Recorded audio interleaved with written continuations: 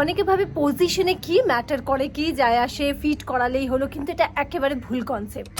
তোমাকে মাস্ট খেয়াল রাখতে হবে এই বিষয়গুলো, না হলে কিন্তু সাফার করবে তোমার বাচ্চা, তুমি বুঝতেও পারবে না, আর ওর কতটা প্রবলেম হচ্ছে সেটাও এই সময় বোঝাতেও পারবে। অবশ্যই এই পয়েন্টগুলো মাথায় রাখতে হবে for a very very good breastfeeding journey. Hello and welcome back to mommy and team. আর আজকে আমি তোমাদের জন্য আরও একটা ভিডিও নিয়ে এসেছি ব্রেস্ট ফিডিংয়ের সিরিজে। আর আজকের ভিডিওটা ভীষণ ভীষণ ভীষণ ইম্পর্টেন্ট, কারণ আজকে আমি কথা বলবো যে ব্রেস্ট ফিডিংয়ের সময় তোমার বাচ্চার এবং তোমার পজিশন কি কি হওয়া উচিত। আজকে 5টা খুবই ইম্পর্টেন্ট পজিশনের কথা বলবো। আমরা অনেক সময় ভাবি যে পজিশন কী বা ম্যাটার করে, কিন্তু ল্যাচিংয়ের ক্ষেত্রে বা ফিডিংয়ের ক্ষেত্রে যাতে তোমার বাচ্চা সঠিকভাবে ব্রেস্ট ফিডিং করতে পারে, তার জন্য কিন্তু position is very much important.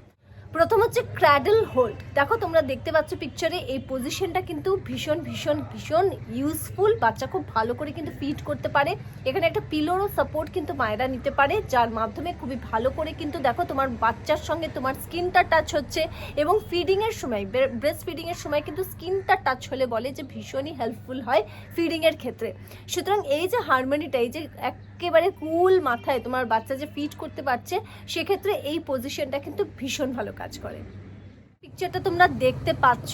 এবার এটা হচ্ছে position number 2, cross cradle hold. আর এই পজিশনটা বলা হয় যে বাচ্চা যখন একেবারে সদ্যজাত বাচ্চা, একেবারে নতুন বাচ্চা, তাদের তো ঘাটটা শক্ত থাকে না, সেক্ষেত্রে এই যে পজিশনটা, এটাই তোমার বাচ্চা খুব সিকিউর ফিল করে, তুমিও খুব নিশ্চিন্তে থাকতে পারো যে ঘাড়ে লাগছে কি লাগছে না।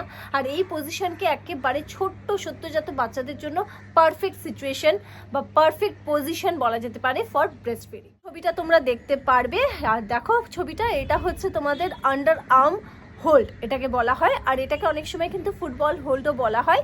আর যে মায়েদের সিজারিয়ান বেবি হয়েছে, মানে সিজার হয়েছে যে মায়েদের, তাদের কিন্তু অনেক সময় কোলে নিয়ে ফিট করাতে অনেক প্রবলেম দেখা যায়। সেক্ষেত্রে এই যে পজিশনটা, এটা চমৎকারভাবে কাজ করে দুজনের জন্য। মাও কিন্তু অনেকটা রিলিফ পায় এবং বাচ্চাও খুব খুব ভালো করে কিন্তু ফিটটা করতে পারে।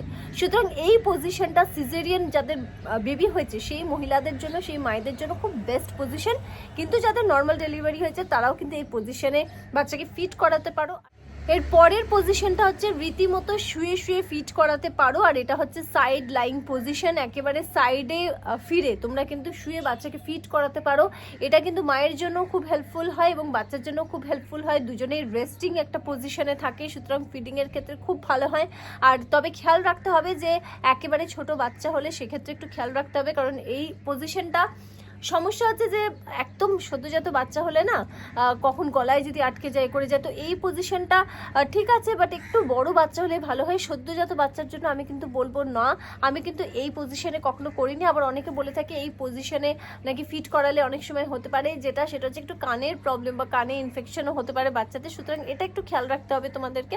আদারওয়াইজ বাচ্চা যদি একটু বড় হয়ে যায়, মানে আফটার 6 মান্থস বা 1 বছরের বাচ্চা যারা ফিট করছে, তারা কিন্তু এই পজিশনে খুব ভালো করতে পারে, তাহলে ফিট করতে পারে, বাচ্চাও রেস্ট পাচ্ছে, মাও রেস্ট পাচ্ছে। এইভাবে ফিট করতে করতে বাচ্চা কিন্তু ঘুমিয়েও দেখতে পাচ্ছ তোমরা, সেটা হচ্ছে রিক্লাইনিং পজিশন। এই পজিশনে বলা হয় বাচ্চা যদি একটু ন্যাগিং বিহেভিয়ার করে, একটু যদি অন্যরকম বিহেভ করে, একটু মুডি হয়ে যায়, একটু মানে চিড়চিড়া ভাব বাচ্চার মধ্যে চলে আসে, তাহলে এই পজিশনে ফিট করালে কিন্তু বাচ্চা খুব রিল্যাক্স ফিল করে, হ্যাপি থাকে আর চেয়ারফুল থাকে। আর ওই যে বাচ্চার মধ্যে যে দেখা যায় না যে একটা মানে খিচখিচ করছে, ওই ব্যাপারটাও কিন্তু ছিল। কয়েকটা পজিশন বাচ্চাদের ব্রেস্ট ফিট করানোর, যেটা আজকে তোমাদের সঙ্গে শেয়ার করলাম। আবার একটা নতুন ভিডিও নিয়ে তোমাদের সঙ্গে দেখা হবে। টিল দেন খুব ভালো থেকো, খুব ভালো রেখো, বাই বাই।